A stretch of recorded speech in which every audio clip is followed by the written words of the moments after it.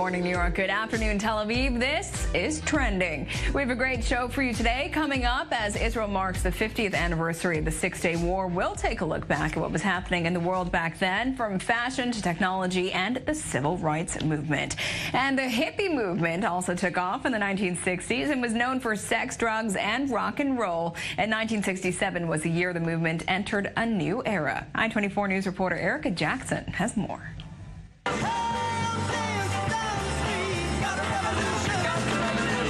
The hippie counterculture movement of the 1960s was known for its love of peace, sex, drugs, and rock and roll.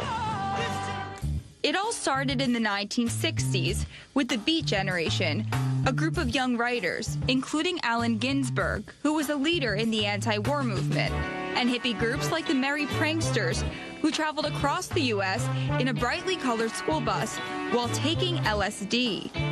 In 1967, the movement went mainstream, propelled by January's outdoor Human Being rally in San Francisco, headlined by popular icons of the time. The event brought hippie culture into homes across the United States and paved the way for the so-called Summer of Love, which captured the attention of the global media.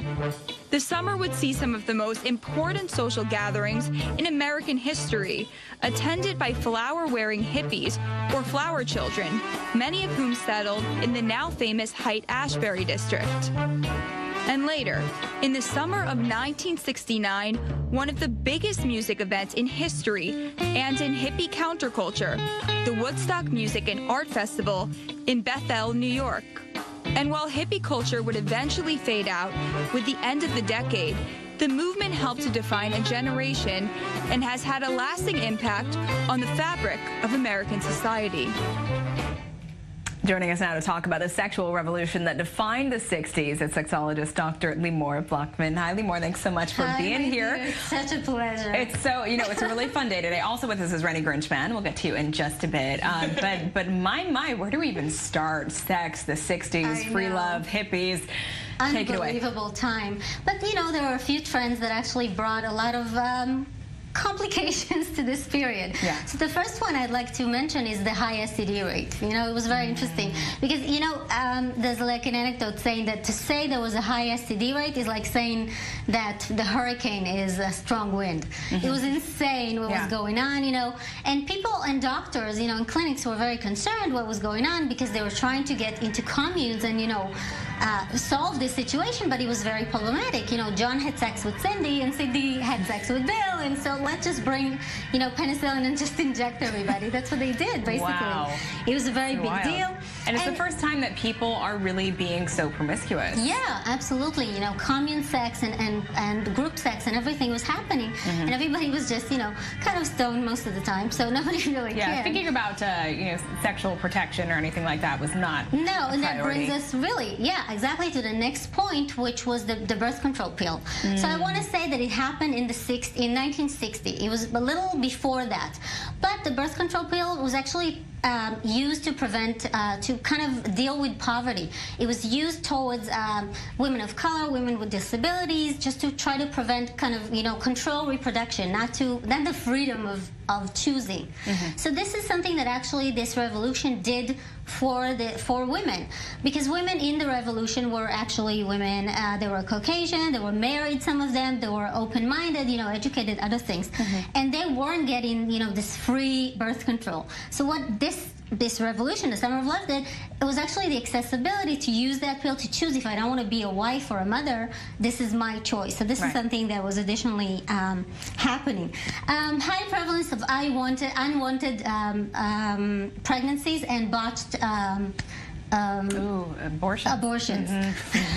Yes, this was a very terrible thing. And actually, at the time, Governor Ronald Reagan passed a law that was liberalized the law to, create this possibility to have an abortion in the United States. But a lot of them traveled to Mexico to get abortions. One of them was Janis Joplin, that was treated for botched abortion and became a representative of one of these clinics. It was a very big deal. And, you know, women as currency was an actually very interesting thing, because all the hippies were frowning upon money. It was not something, you know, currency was terrible. But using women to get people to join the commune was actually, you know, a trade. If you join the commune, you get to have sex with the girls. The girls were young, happy, free.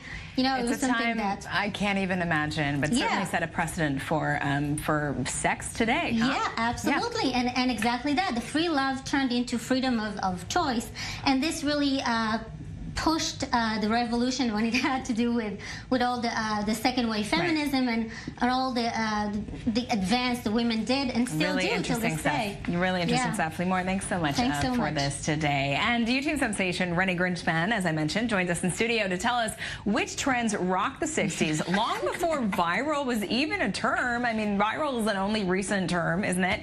That's right. So what do you have for us today? Oh, I'm so excited for these. This was so much fun to research. First up, we have a Barbie commercial from 1967 exactly. Have you heard what's happened? Barbie's changed. Barbie's new and different. She's the very same size, but now she comes with a groovy outdoor look. And Barbie's lashes are really for real. And even her face has changed. Best of all, the biggest news of all is the way Barbie moves. The new Barbie twists. The new Barbie turns. Wouldn't you like the new Barbie? She twists and turns, eh? I know, it's like Barbie twists, That Barbie theme song turns. was the worst. Yeah, Barbie poos. Who cares? No one cares, except that was a trick question because I care. Okay. Hashtag Barbie lover for life. Okay, well there. Very excited about that. No, That but was also, really like, interesting. The creepy pedophile man voice, like narrating the whole I thing. didn't like that theme Why song is at an all. adult male narrating that? That was not a good. good question. A good question. Actually. God love it. So Barbie's been popular, obviously, throughout the ages. But in the 60s, she was twisting. Next up, we have a Whammo Frisbee and hula hoop commercial. So fun. Here comes the Shoop Shoop Hula Hoop and the Frisbee family of flying fun. Now, 7 different Frisbees, 7 ways to discover the wonderful world of Frisbee flight. Frisbee, everybody's idea of a good time. Get in on the fun with the Shoop Shoop Hula Hoop, the hoop with the sound. For more tricks, more fun, get the Hoop of Champions. Frisbee and hula hoop, sold separately from Whammo. So you know what I love about this is like Whammo was formed in the 40s, still exists, this toy company, and they actually created the hula hoop and Frisbee. Oh, really? This is their patent was their or trademark? Yes. Wow. Which I thought was so cool. I'm like, I can't even remember life before my like awful wannabe hippie friends hula hooping around at different music festivals. That's right. And lo and behold, there was a time before all those obnoxious people. And now we have fidget spinners, but that's another story. That's another story. Okay, so what else do we have today, Rennie? Oh, God. Next, we have a collection of drive-in movie ads. Ooh.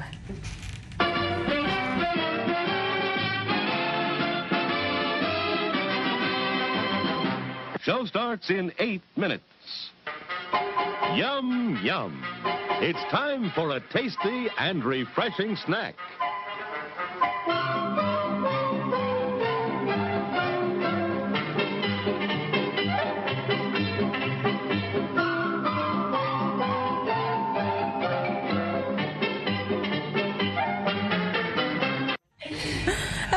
Nostalgia. I'm the only one that sees that. That's right.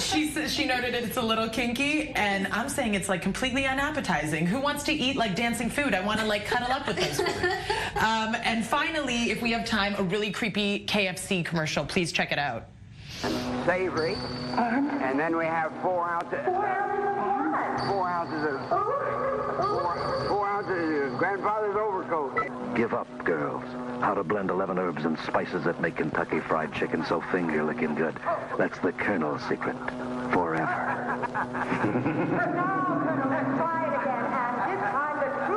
Finally, I had 3 shoelaces and a hubcap. Okay, well, that was what it was. Rennie, thanks so much for Don't this you want to go to KFC today. now? Absolutely not. And it lasts for only 59.5 seconds, but the footage captured by Washington State Cowboys Roger Patterson and Bob Gimlin and what appears to be Bigfoot, shot to fame in 1967. The two were in the woods in Northern California and shot this controversial footage. Coming up next, we'll discuss cutting-edge technologies in 1967. Stay tuned.